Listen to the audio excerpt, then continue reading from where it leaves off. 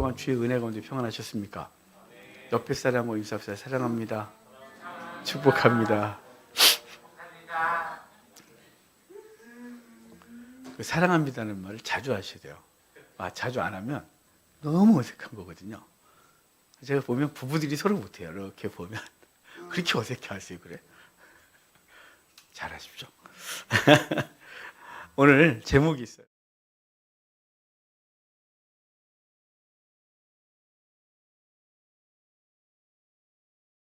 이런 얘기를 하고 있었거든요. 그래서 고린도 교회가 은사가 많았다. 이건 좀 묘한 일이었어요. 죄가 제일 많은 교회가 고린도 교회였거든요.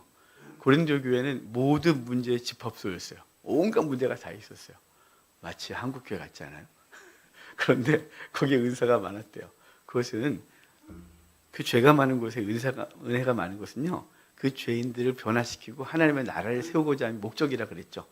그리고 그것의 근원, 은사의 근원이 성부, 성자, 성령 하나님이라고. 그래서 하나님으로부터 은사가 우리에게 주어졌고 그 은사는 교회 공동체를 아름답게 세우는 것이 목적이다. 우리 지난주에 했었어요.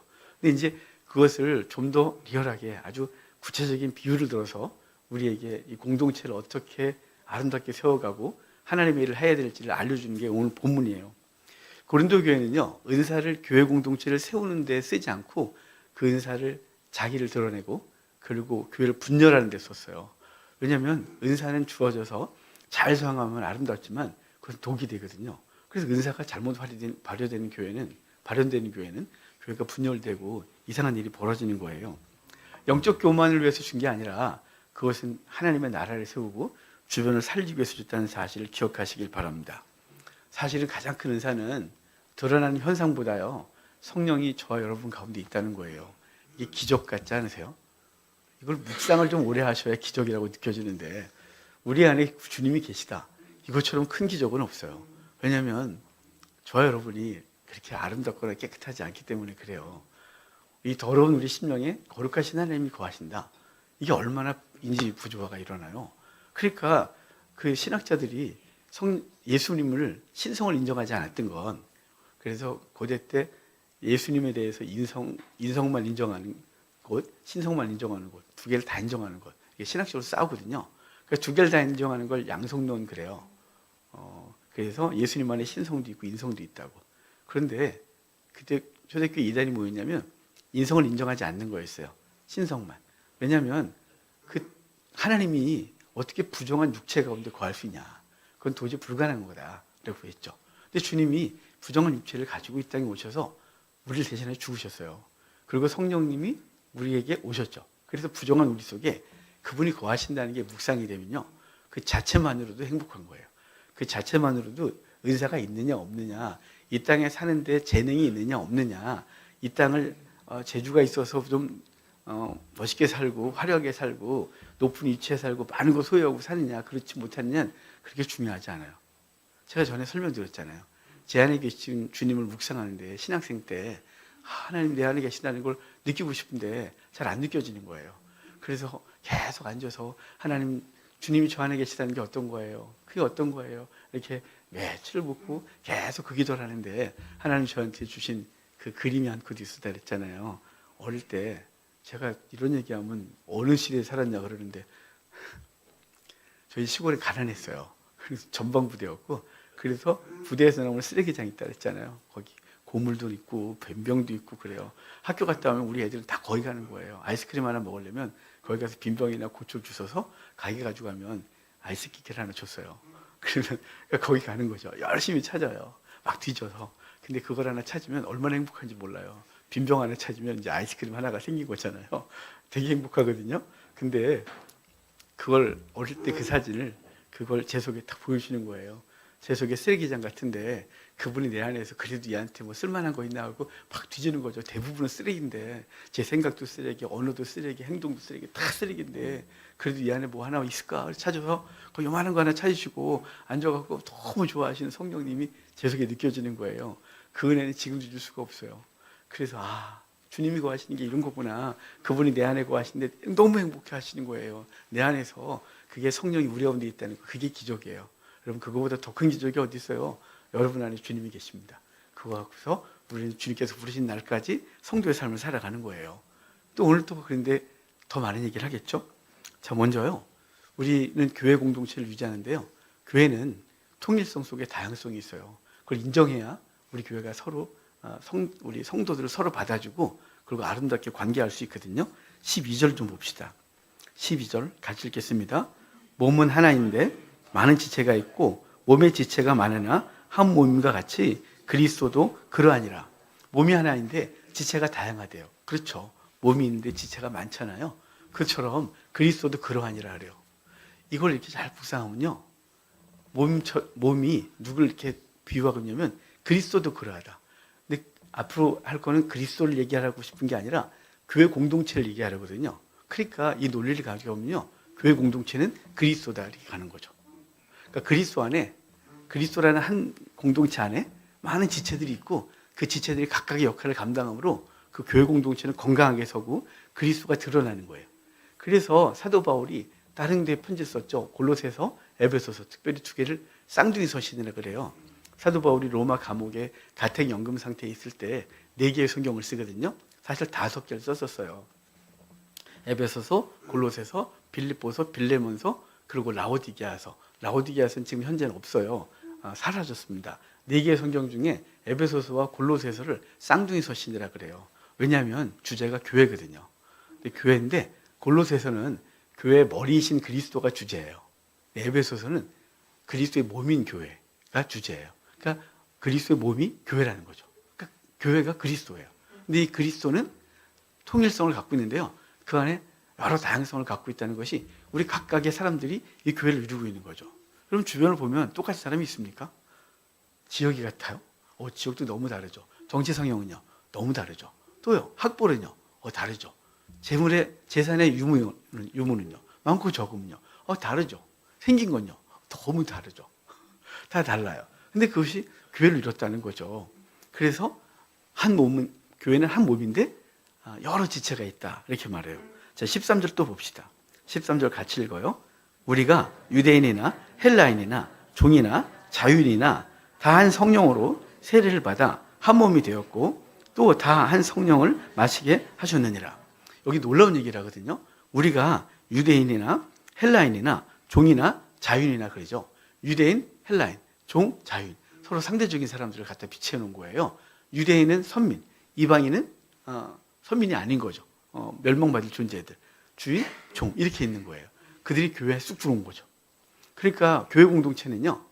어떤 특정한 사람만 모이면 교회라고 말하면 안 된다 그랬죠. 그건 선교단체예요. 예를 들어 저기 연예인들만 모여 있잖아요. 그러면 연예인 선교단체지. 연예인 교회라고 하죠. 거기에 다른 사람들이 섞여 있으니까요. 그런데 그 특징이 딱 정해지면 그걸 선교단체 이렇게 불러요. 근데 교회는 다양한 거예요. 교회는 서로 다 다르거든요. 초대교회는 엄청난 충격이었어요. 지금 우리는 뭐 서로 차별하는 게 얼마나 부끄러운 거예요. 학벌 차별하고, 있는 거 차별하고, 생긴 거 차별하고, 지역 차별하고, 이건 다 이상한 거죠. 인종 차별하고, 말도 안 되는 거잖아요. 근데 당시 이 고린도 교회는 이 차별이 엄청났겠죠. 그 지역 사회가. 유대인과 이방인 엄청난 차이죠. 주인과 종이 어떻게 한 자리에 앉아서 같이 음식을 나눠요? 감히. 그럴 수 없는 거죠. 여인과 남자가요. 남자와 여자는 구별이 분명했어요. 여자는 재산이었거든요. 그런데 그들이 와갖고 그들의 주장을 펴기 시작하는 거죠. 그래서 교회 내에 문제가 생기기 시작했어요. 그래서 말하잖아요. 묻고 싶거든. 가르치고 싶거든. 집에 가서요. 그래서 교회에서 못하게 했을 정도로 힘들었어요. 창녀와 자유부인들이 같이 있는 거죠. 너무 이상한 거잖아요. 그런데 이들을 하나라고 말하는 게 교회인 거예요. 이들이 들어와서 서로 차별하지 않고 서로 구별을 두지 않고 하나라는 사실을 인정하는 거죠. 그러니까 당시 교회는 사회 속에서 딱 교회로 들어오면 사회가 갖추고 있는 모든 기준들을 다 버리는 거죠. 이게 얼마나 파격적이에요. 교회는 바로 그런 곳이어야 되는 거죠. 그런데 교회 내에 들어와서도 그런 것을 여전히 가지고 서로를 평가하고 그리고 존귀함을 따진다면 이게 이상한 거죠. 여러분, 교회에서는 그런 걸 따지면 안 되는 거예요. 그래서 교회에서 서로를 알기 위해서 학벌도 얘기하고 재산 유무도 얘기하고 어떤 사업을 하고 어디 직장을 다니고 얘기할 수 있겠죠. 그건 서로를 이해하고 알기 위해서일 뿐이에요. 근데 그것을 가지고 차별을 하면 그때부터 그 교회는 아름다운 공동체가 되지 못하는 거예요. 거기 분열이 일어나 있고 그리고 그리스도가 쪼개지고 그리스도가 아파하는 공동체가 되는 거죠. 그래서 헬라인, 히브리인, 유대인, 그리고 종, 자유인이 다 뭐로 됐냐면 여기 한 성령으로 세례를 받았다 그러죠. 세례받은 게 한 성령으로 됐대요. 그러니까 구약의 세례는 어떻게 받았냐면요. 물로 세례를 받았죠. 이방인이 유대 총회에 들어오려면 할례를 받고 그리고 3년 동안 그 땅에 거주하고 3대가 거주하고 그리고 세례를 받았어요. 그러니까 물로 자기를 씻고 유대인이 되는 거예요. 그게 고대 때 유대 총회에 들어오는 방법이었거든요. 그러니까 세례는 이방인이 받는 거예요. 유대인이 받는 게 아니죠. 그러니까 세례 요한이 회개하라 천국이 가까웠다고 하면서 모든 유대인들에게 세례를 받으라고 하는 건 그들에게 뭔 취급하는 거냐면 너네 이방인이야. 너네 하나님의 족속이 아니야. 라고 해서 했고 그래서 유대 지도층들은 절대 안 받았죠. 얼마나 모욕적인 거예요. 그런데 우리가 무엇으로 세례받았냐? 물세례가 아니고요. 성령으로 세례받았대요. 그 세례를 받은데 유대인도 그 세례를, 이방인도 그 세례를, 주인도 그 세례를, 종도 그 세례를, 남자도 그 세례를, 여자도 그 세례를. 그래서 그 세례, 한 성령으로 세례를 받았기 때문에 세례 받기 전에 모든 건 사라지고 세례 받은 이후에 신분이 바뀐 거예요. 그래서 세례는 과거가 죽고 새롭게 태어남이거든요. 그래서 세례 받은 의미가 뭐냐면 그리스도와 함께 죽고 그리스도와 함께 살고. 이해가 되셨죠? 세례는 그리스도와 함께 과거가 죽은 거예요. 우리의 육신의 모든 것들이 죽은 거예요. 세례 받은 건 그리스도와 함께 다시 살아난 거예요. 그러니까 우리가 세례가 구원의 조건은 되지 않지만 이 세례는 우리가 어떤 정체성을 갖고 있는지를 알려주는 거죠. 물세례는 그것을 가시적으로 보여준 거고 진짜 세례는 성령을 통하여 우리가 세례를 받은 존재다라는 것입니다. 그러니까 과거 세례받기 이전의 모든 것들은 이미 사라진 거예요. 우리의 혈통, 우리의 어떤 모든 세상적 것들은 사라진 거고 그리스도 안에서 새롭게 태어났고요. 한 성령으로 세례를 받았고 그 다음에 나오는 게 있어요. 거기 한 몸이 되었고 또 한 성령을 마시게 했다 그러죠. 한 성령을 마시게 했다는 게 저와 여러분이 마시는 음료가 성령을 마시고 있다는 거죠. 예수님께서 요한복음 7장에 초막절 끝에 그 큰 날 초막절에 7일 동안 절기를 지키거든요. 8일째 축제를 벌여요. 그 축제 때 예수님이 성전에 딱 서서 이렇게 외쳐요. 누구든지 목마르거든 내게로 와서 마시라. 그리하면 그 배에서 생수의 강이 흘러 넘치리라. 사람들은 왜 7일 주님이 8일째 그 얘기를 하냐면요. 초막절을 7일 동안 뭘 하냐면 아침마다 제사장이 황금 그릇을 가지고 실로암에 가요. 실로암 못에. 그리고 백성들은 그 뒤를 따라가죠. 그리고 실로암 못에 가서 물을 뜬 다음에 이제 제단으로 오거든요. 그럼 백성들이 그 뒤를 따라오면서 호산나 호산나를 외쳐요. 여호와여 우리를 구원하소서, 여호와여 우리를 구원하소서 이렇게 외치면서 오는 거예요. 그리고 그때 일주일 동안만 모든 이방인이고 여자고 남자고 상관없이 제단으로 들어와요. 성전에 들어와서 여인의 뜰을 거치고 유대인 남자의 뜰을 거치고 제사장의 뜰까지 들어와요. 이 7일 동안만. 그리고 제단을 한 바퀴 돌아요. 그리고 제단 앞에 꽂아두었던 버드나무 말라가고 있는 가지에다가 물을 부어요. 그리고 이제 그 축제가 또 하루 종일 시작되는 거예요. 이게 무슨 얘기냐면 이때 초막절이 되면 이제 건기가 끝나거든요. 건기가 끝나고 초막절 지나면 이른비가 내려요. 그래서 이른비 내리기 전에 물탱크를 싹 청소해요. 중동에 가면 물탱크들이 되게 많거든요, 지하에. 그러니까 길에 비가 쏟아지면, 땅에 쏟아지면 그것이 낮은 곳으로 흘러 탱크에 다 고여요. 저 지하 탱크에. 그럼 들어가 보면 이제 석회를 싹 발라놨어요. 석회 발라놓고 물을 채우거든요. 1년 동안 먹었잖아요. 그럼 이제 거기 온갖 찌꺼기들이 많이 쌓이고 그 밑에 뻘들이 생기면 거기에 물이 쌓이면 또 더러워지니까 그걸 싹 청소해요. 초막절 직전에. 다 청소해서 물이 한 방울도 없어요, 이제는. 청소해서. 그래서 초막절 끝나면 이른비가 내려서 거기 물을 채워야 돼요. 밭에 이른비가 내려서 씨앗에 물이 주어져야 되죠. 그러니까 뭐 이스라엘 사람들은 이때만 되면 비를 그렇게 그리워하는 거예요. 비를 주소서, 비를 주소서 그러는 거죠. 그래서 물 떠오면서 바싹 마른 대지에 물을 붓듯이 이제 물을 부어달라고 하나님 앞에 기도하는 거예요. 그렇게 기도했잖아요. 그 기도에 대해서 예수님이 8일째 축제 때 딱 나타나서 목말라? 누구든지 목말라? 그럼 다 내게 와. 그럼 내가 너희에게 그 생수를 주고 흘러 넘치게 해줄게 라고 하셨거든요. 그것은 성령을 가리켜 말씀하심이에요. 그러니까 우리는 한 성령으로 세례를 받았고요. 한 성령의 음료를 마시고 있는 거예요. 그러니까 똑같은 음료를 마시고 똑같은 것을 공유하고 똑같은 가치관을 가지고 똑같은 목표를 가지고 가는 존재가 우리가 됐단 말이에요. 그래서 모든 성도는 하나님의 나라를 세우는 존재로 살아가요. 비록 삶의 모습은 다 각양 모습을 다 갖고 있죠. 하지만 근본적인 목적은 하나님의 나라예요. 복음을 증거하여 영혼을 살리는 것, 그게 우리가 해야 될 일이죠. 그래서 오늘 본문에 한 성령으로 세례를 받았고 한 성령을 마심으로 우리가 한 공동체가 됐다. 이걸 먼저 정의해 줍니다. 이스라엘에 보면요, 12지파가 있잖아요. 12지파에서 예배를 드리는 지파가, 집례하는 지파가 레위 지파잖아요. 그럼 레위 지파만 있으면 이스라엘이 하나님 앞에 서는 걸까요? 아니죠. 나머지 지파, 11지파가 있잖아요. 레위 지파 후에 나중에 요셉의 두 아들이 한 지파씩 맡아서 12지파가 또 되는데, 그들은 나름대로 역할을 감당했어요. 성전에 제물을 드리고, 성전에 뭔가 망가지면 그것을 위하여 하나님 앞에 또 드리고, 그 법궤를 함께 옮겨갈 때 군사로 같이 서고, 모든 것들을 함께 했단 말이에요. 그게 한 공동체 이스라엘을 만드는 거예요. 에스겔서 37장을 보면요, 마른 뼈 환상이 있잖아요. 이스라엘 완전히 망했거든요. 끝났다 그랬어요. 왜냐하면 나라가 망했고, 그리고 모든 백성이 포로로 끌려왔어요. 유대 땅에 남은 사람이 하나도 없었어요. 왜냐하면 남은 사람들이 하나님 그 바벨론에 대항했다가 다 진멸당했거든요. 그래서 그 땅이 70년 동안 완전히 비게 돼요. 그 땅 자체가 지도자도 없어요. 다 포로로 끌려왔어요. 성전도 파괴됐어요. 그 땅에는 아무도 없어요. 그래서 70년 동안 황폐하게 돼 있었고, 후에 돌아와서 성전에 있던 자리에 성전 짓고, 도시가 있던 자리에 도시 짓고 그랬어요. 똑같이 다 무너지는 상태였으니까. 자, 그런 절망적인 상태에서 하나님이 에스겔에게 마른 뼈 환상을 보여줘요. 에스겔 골조엘이 들어가서 마른 뼈를 보여주고 명령하여 큰 군대가 되게 하는 놀라운 역사가 있는 거죠. 여러분, 여러분은 과거가 마른 뼈였어요. 그래서 에베소서 2장 1절에 죄와 허물로 죽었던 너를 살렸다 그랬잖아요. 우리 다 죽어 있었어요. 뼈대기였어요. 그런데 주께서 우리를 다 모으시고 한 성령으로 부어주셔서 생명이 우리 속에 있고 하나님의 군대가 된 거죠. 그래서 오늘 우리는 하나님의 군대로서 나라를 세워가고 있는 거예요. 비록 이제 한국교회가 힘을 다 잃었지만요, 크리스찬의 30%가 교회를 안 나와요. 교회 상처를 너무 많이 받았기 때문이죠. 오늘 본문에 왜 상처받는지 얘기할 거예요. 왜 상처를 받고 성도들이 교회를 나오지 않는지. 그래서 그 교회가 다시 뭉치고, 그리스도인이 뭉치고 그리스도의 몸을 다시 강하게 하여 하나님의 나라를 세워가야 되는데, 이게 지금 다 무너져서 안타까울 뿐입니다. 자, 또 봅시다. 14절부터 볼 텐데요. 14절에 보면 그 각각의 지체가 얼마나 소중한지를 얘기를 해줘요. 14절부터 16절 같이 읽어볼까요?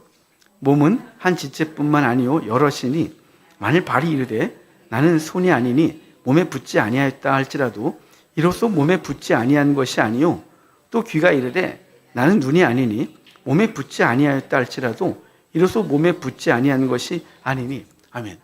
여기 보면요, 공동체가 갖고 있는 그 공동체 안에 구성원들이 어떤 마음을 갖고 있는 사람이 있냐면 자기 비하가 있는 사람이 있는 거예요.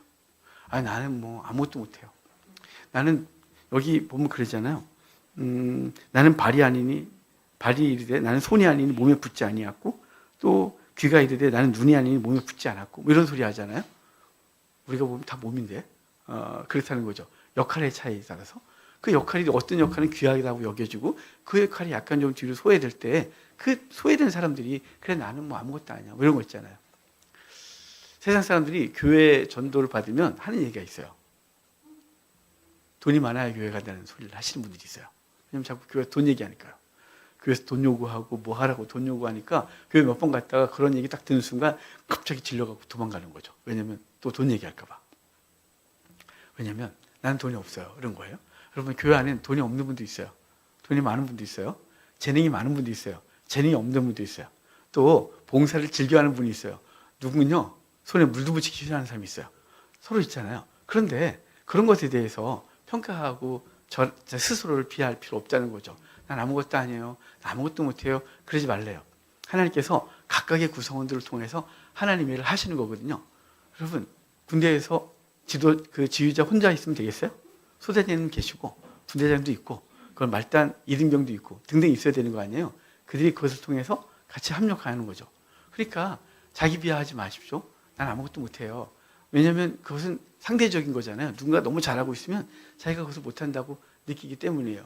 누군가가 막 칭찬받으면 거기 소외돼서 난 아무것도 못해, 이 교회 난 필요가 없나 봐 라는 생각을 하는 사람들이 생겨요. 절대 그러면 안 된다는 거죠. 각 지체마다 역할이 있고요. 그 역할은 존귀하게 하나님 앞에 인정을 받는 것입니다. 다음부터 17절도 볼까요? 17절 같이 읽어봐요. 만일 온몸이 눈이면 듣는 곳은 어디며 온몸이 듣는 곳이면 냄새 맡는 곳이 어디냐. 그러니까 획일성을 부인하는 거죠. 그러니까 자기 비하하고 난 아니에요. 난 이것이 아니고 난 저것도 아니에요. 그러니까 바울이 말하기를 야, 나 똑같으면 어떡하니? 다 각각이 달라야지. 손도 있고 발도 있어야 되고 귀도 있고 코도 있어야 되고 다 있어야 되는 거잖아. 너가 그 자리에 있는 것으로 존귀한 거다라고 말하는 거예요. 여러분, 교회 내에 종종 이런 사람들이 있어요. 저 사람이 없으면 우리 교회 좀 편할 텐데. 그런 못된 생각을 한 사람이 있거든요. 목사라고 안 그러겠어요? 제가 목회를 이렇게 오래 하면서 그런 생각을 여러 번 해봤겠죠. 불편하고 자꾸 저를 괴롭히는 어떤 존재 있지 않겠어요? 사사건건 저한테 시비를 걸고 너 왜 그러냐 막 그러면 피곤해. 저분 없으면 좋겠다. 이런 생각이 들 때가 있어요. 그럼 진짜 그런 마음을 보면요, 그분이 싹 사라져요. 그럼 제가 좋을까요? 아니요. 그동안 그렇게 저한테 잘해주신 분이 그분이 그 역할을 하세요. 진짜 신기해요. 그러니까 그분이 없으면 저하고 그냥 막 너무 좋다고 했던 분이 그분이 그 역할을 하셔서 갑자기 힘들어져요. 그래서 그걸 몇 번 경험하고 나서는 하나님 다 필요해서 주신 거예요. 누군가는 저를 찌르라고 있고요. 누군가는 제가 지치니까 자꾸 격려해 주시고요.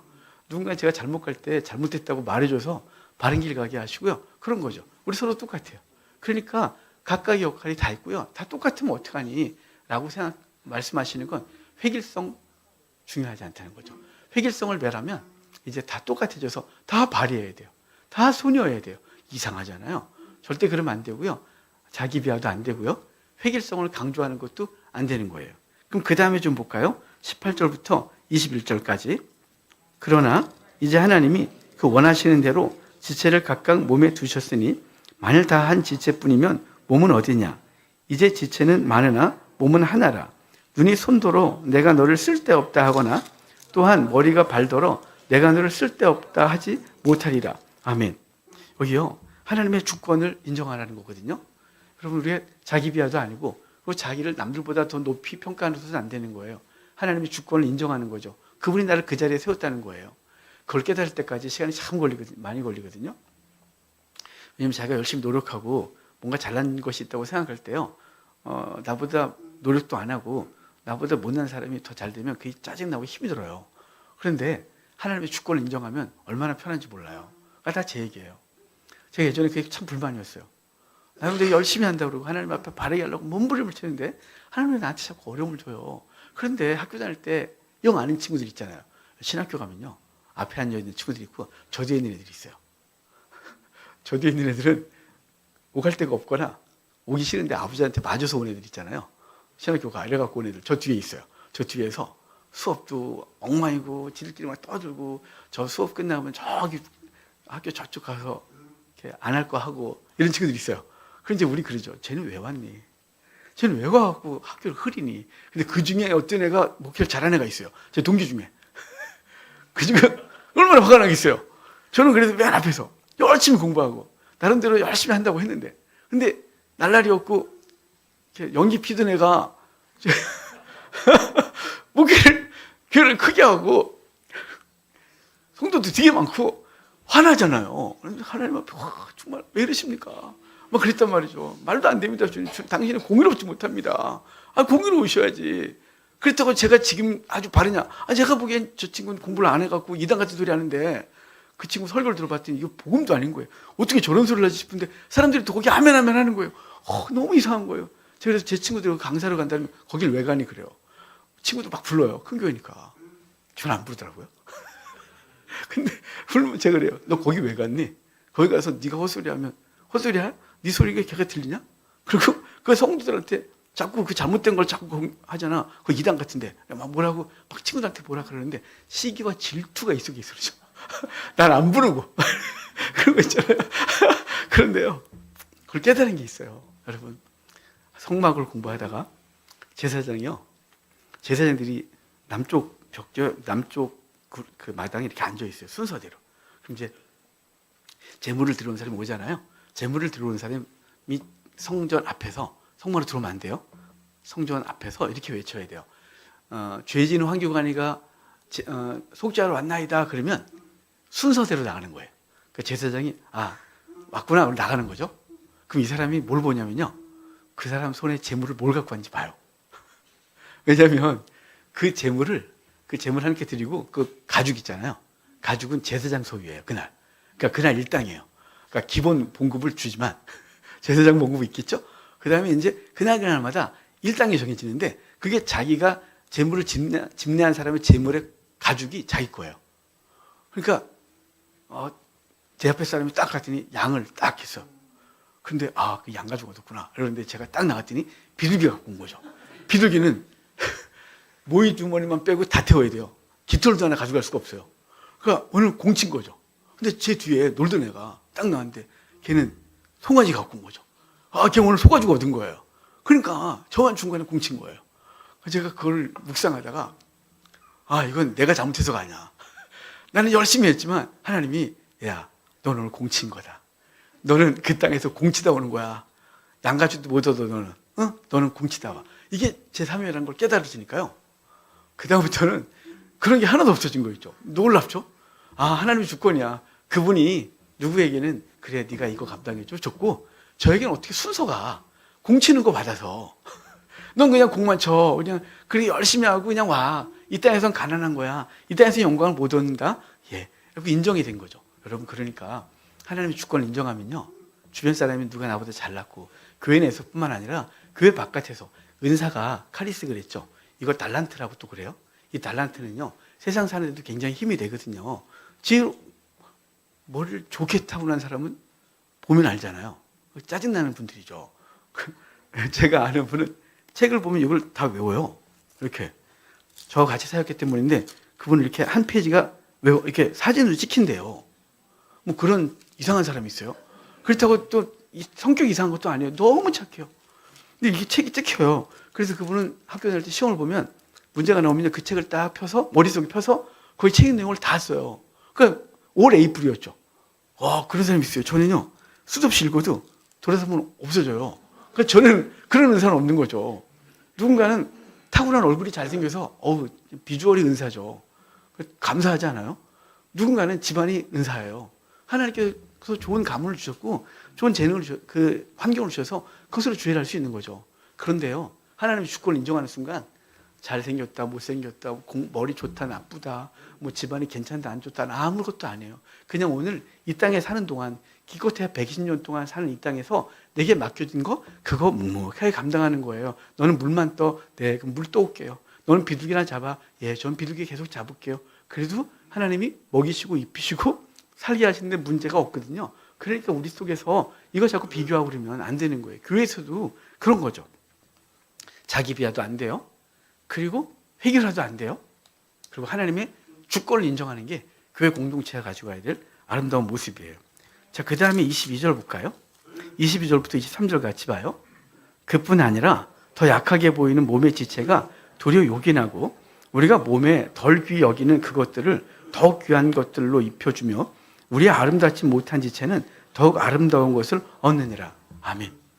약한 것, 아름답지 못한 것을 강하게 하고 보호하고 더 아름답게 하신대요. 그러니까 하나님의 특별한 돌보심이 있는 거죠. 그 약한 존재를 통하여 하나님의 하시는 일을 보여주고자 함이 하나님의 목적이니까 우리 속에 내가 보기에 약해 보이는 존재들 평가하고 그리고 판단하고 정죄하고 밀어내고 그런 거 하지 마십시오. 그건 너무 부끄럽거든요. 하나님이요. 그 기준을 그렇게 하고 있는 그 사람만의 기준이 있겠죠. 그러나 걷어가실 거예요. 그건 다 제 얘기하는 거예요, 오늘은.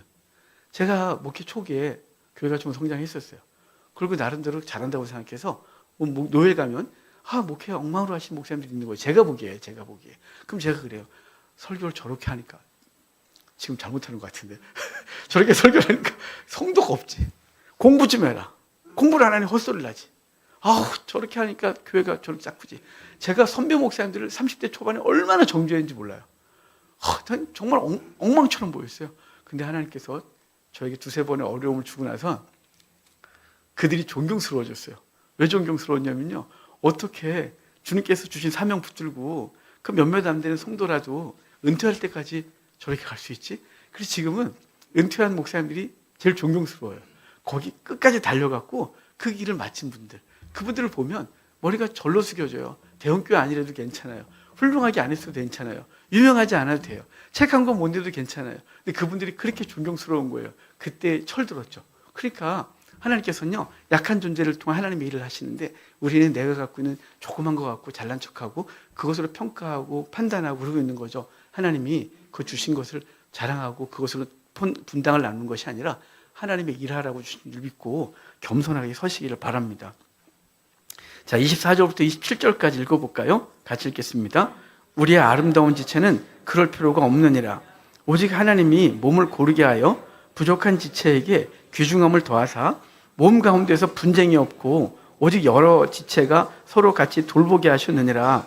만일 한 지체가 고통을 받으면 모든 지체가 함께 고통을 받고 한 지체가 영광을 얻으면 모든 지체가 함께 즐거워하느니라. 아멘. 여러분, 여기서 이제 교회 공동체에게 주신 사명이 있어요. 아까 자기 비하도 하면 안 돼요. 또 상대 평가하면 안 돼요. 회기라도 나같지 않다고 막 그러고 똑같아야 된다라고 생각하면 안 돼요. 하나님 주권도 인정하자 그랬어요. 그러면 이제 우리는 어떻게 해야 되느냐라고 하는 거예요. 서로 돌보라는 거죠. 연약한 사람 그 돌봐야죠. 여러분에게 맡겨진 재능은 여러분께 아니에요. 우리에게 주신 은혜 달란트잖아요. 어제 어떤 우리에게 여러분 중에 있어요. 집사님이 전화를 주셨어요. 여러 가지 이제 신앙적인 얘기. 그러다가 이제 달란트 얘기도 나오고 양과 염소 비유도 얘기 나왔어요. 마태복음 25장 얘기거든요. 여러분, 우리에게 주신 달란트는요, 내게 아니에요. 하나님 맡겨주신 거예요. 근데 그거 갖고 섬기라고 준 거거든요. 근데 우리는 그걸 누리라고 쓰죠. 예전에 제가 섬겼던 목사님이 성도들을 마비시킨 설교가 있었어요. 누리는 복. 이걸 자꾸 들으면 진짜 누리는 게 복처럼 느껴지는 거예요.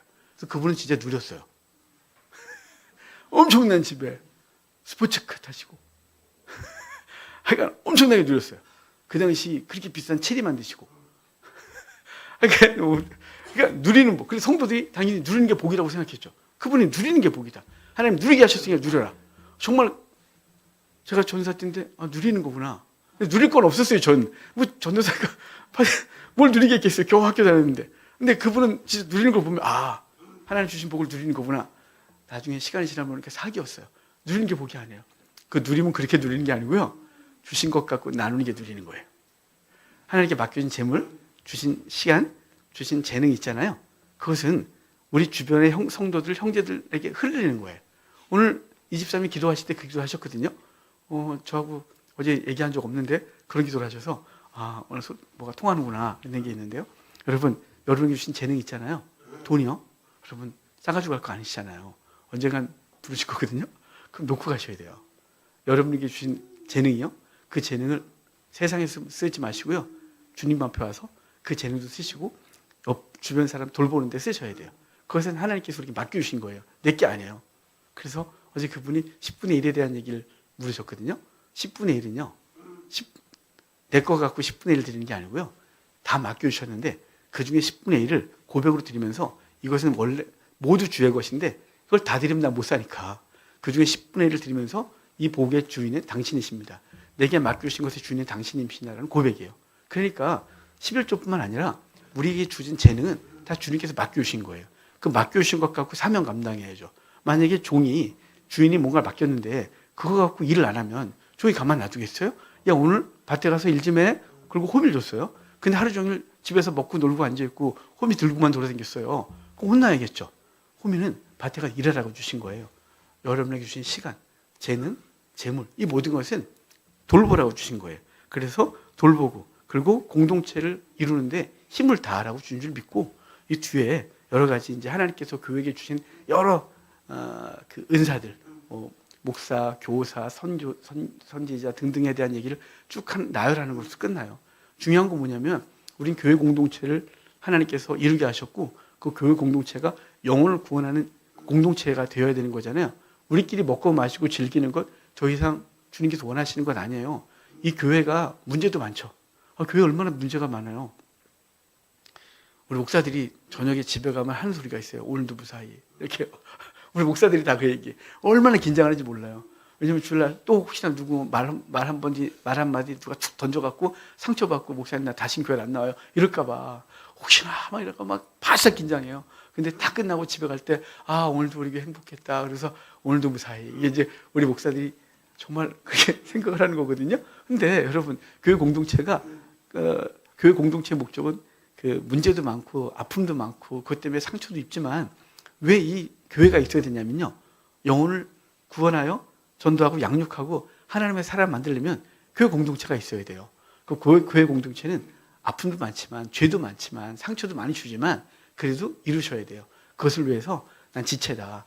그리고 내게 주신 것이 하나님의 은혜 맡겨주신 것을 믿고 그것을 위해서 주의 나라를 세우는 우리가 되기를 바랍니다. 한국교회가 힘을 잃었지만 다시 태어나가면 되죠. 다음 세대가 걱정되지 않으세요? 난 예수 믿었고 천국 갔으니까 됐다가 정말 이건 너무 이기적이죠. 난 예수 믿었고 천국을 확보했다. 여기서 끝나면 안 되고요. 천국을 얻은 사람들은 또 다른 사람들에게 천국을 계속해서 소개하고 다음 세대가 교회를 이루게 해야 되잖아요. 초등학교 한 반에 지금 예수 믿는 애가 없는 반도 있어요. 너무 비참한 환경이 된 거죠. 여러분 우리가 정신 차리고 교회 공동체를 왜 주셨는지, 그 공동체 목적이 뭔지, 왜 교회를 세우게 하셨는지를 생각하고 하나님 앞에 좀 더 열심을 내서 하나님의 나라를 함께 세워가는 저와 여러분 되기를 주의 이름으로 축복합니다. 우리 성찬합시다.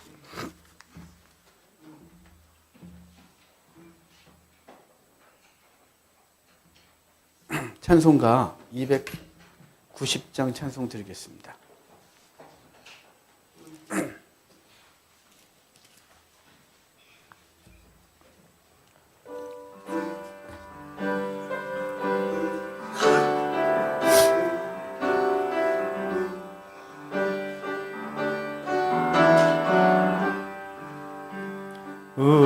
우리는 주님을 늘 배반하나 내 주 예수 여전히 날 부르사 그 참되신 사랑을 베푸시나니 내 형제여 주님을 곧 따르라. 주 널 위해 비네 주 널 위해 비네 주 널 위해 비네 영상 비시네 주께서 풍성한 은혜를 내려내어 영원히 나라리 복받으니 주 예수를 너희도 구주로 섬겨 곧 따르면 풍성한 복 받겠네. 주 널 위해 비네 주 널 위해 비네 주 널 위해 비네 항상 비시네. 무거운 짐 지고 애타는 인생 주 예수께 돌아와 곧 쉬어라. 내 주 예수 너희를 돌보실 때에 잠복 낙과 시겠네. 주 널 위해 비네 주 널 위해 비네 주 널 위해 비네 항상 비시네. 아멘. 에베소서 2장 보겠습니다.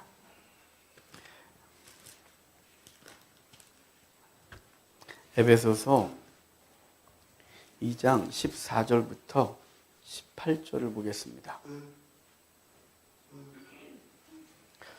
에베소서 2장 14절부터 18절까지 제가 읽어드리겠습니다.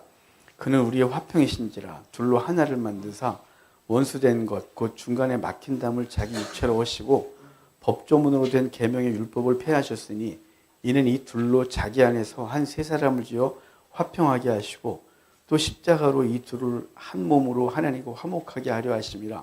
원수된 것을 십자가로 소멸하시고 또 오셔서 먼 데 있는 너희에게 평안을 전하시고 가까운 데 있는 자들에게 평안을 전하셨으니 이는 그로 말미암아 우리 둘이 한 성령 안에서 아버지께 나아감을 얻게 하려 하십니다. 아멘. 예수 그리스도의 십자가로 이방인과 유대인이 그리고 저와 여러분이 하나가 됐다라고 말해요. 그래서 한 건물이 되어감을 에베소서는 말하거든요. 그러면서 우리에게 말씀하신 건 뭐냐면 그리스도께서 우리를 하나 되게 하셨는데 그 하나 되게 하신 것을 힘써 지키라고 에베소서 4장에 가면 말씀하세요. 그러니까 그리스도가 우리를 죽으셔서 우리를 하나 되게 하셨습니다. 오늘도 우리는 성찬을 대하면서 우리에게 맡겨진 사람들과 주님께서 그들과 화목하게 하시고 죽으셨다는 사실을 기억하고 정죄하고 판단하고 갈라내고 이러지 않고 교회 내에서뿐만 아니라 이제 삶으로 돌아가서 하나님께서 맡겨주신 사람, 그 사람과 하나님 안에서 어떻게 화목할까를 고민하고 그리스도가 그것을 죽으신 것처럼 나도 그 일을 위해 죽는 삶이 되기를 주의 이름으로 축복합니다. 그래서 다음 장에서 그랬어요. 힘써 지키라고 하나 되게 하셨다고. 하나 되라가 아니고요. 하나 되게 한 거라고. 힘써 지키라고. 그래서 자기를 죽이고 그 사명 감당해내는 한 주간 되기를 주의 이름으로 축복합니다. 우리 성찬기 합시다.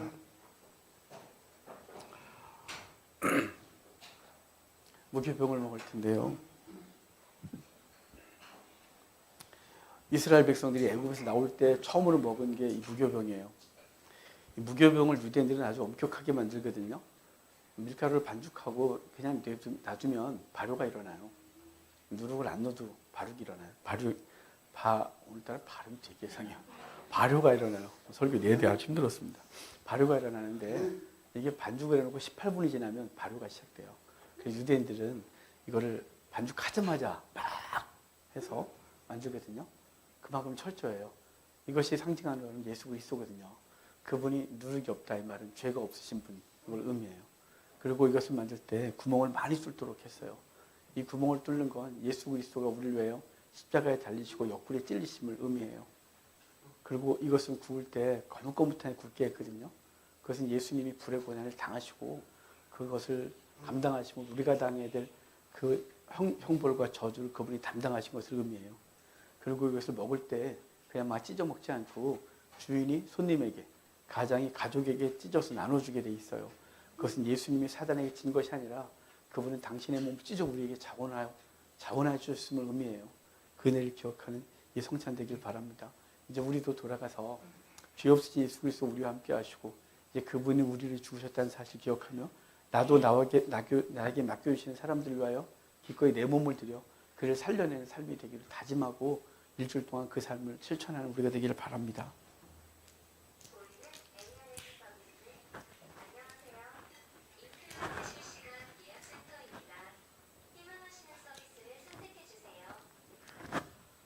자, 떡을 들까요? 떡을 들고 우리 하나님 앞에 이렇게 기도합시다. 주님, 내게 주신 이 떡 당신의 몸이라고 압니다.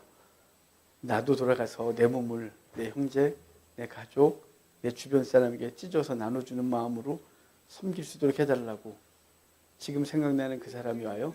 내가 어떻게 내 몸을 희생하고 수고해서 살려낼까를 고민하고 주님께 부탁하고 힘을 달라고 기도하는 시간 되도록 합시다. 기도하겠습니다. 하나님 감사합니다. 오늘도 주님 귀한 은혜 우리에게 주셔서 주의 백성들이 주 앞에 이렇게 예배하게 하시면 감사합니다. 하나님 우리 얼마나 무능한지 우리 얼마나 타락했는지 주님 불쌍히 여겨주십시오. 하나님 놀라우신 은혜 베풀어 주시고 하나님을 새롭게 하소서. 주님께서 내게 당신의 몸을 찢으신 것처럼 나도 내 몸을 찢는 마음으로 내게 맡겨진 사람들을 사랑하게 해주십시오.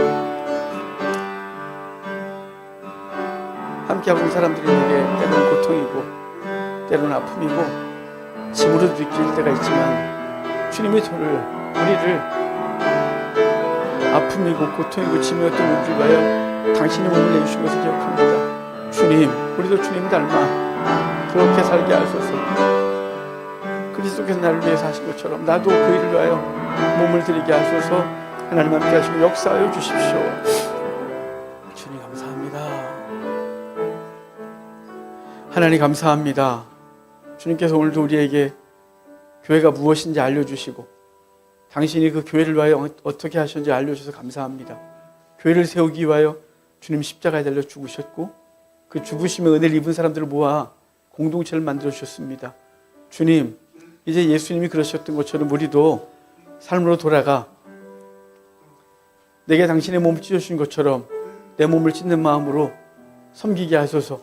나와 함께하고 있는 사람들이 때로는 아픔이고 때로는 짐이고 때로는 고통이고 벗어버리고 싶을 때가 많지만 주님이 나를 향하여 그렇게 하지 않으시고 품어주셨고 심지어는 당신을 십자가에 달아 생명 주신 것처럼 우리도 내 아픔이고 내게 짐이고 내게 고통인 그 사람을 위하여 내 몸을 드리는 이 한 주간 되게 해 주십시오.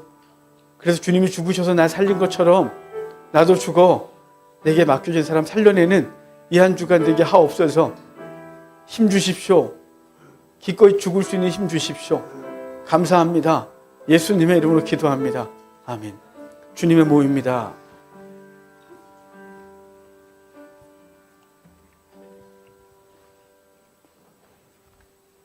주님께서는 식후에 잔을 가지시고 이렇게 주시면서 이 피 곧 언약의 피다 이렇게 하셨습니다. 당신이 우리에게 피를 흘려주셨고 십자가에서 물과 피를 다 쏟아 우리의 허물을 용서할 뿐만 아니라 생명을 주셨습니다. 오늘도 한 성령으로 세례를 받고 한 성령으로 마시고 있다 그랬는데요. 오늘도 그리스도의 은혜를 마시는 존재로 우리 돌아가서 우리에게 죄 짓고 우리에게 아픔을 주는 사람의 허물을 닦아주고 그에게 그리스도의 생명을 제공하는데 우리가 통로가 되기를 바랍니다.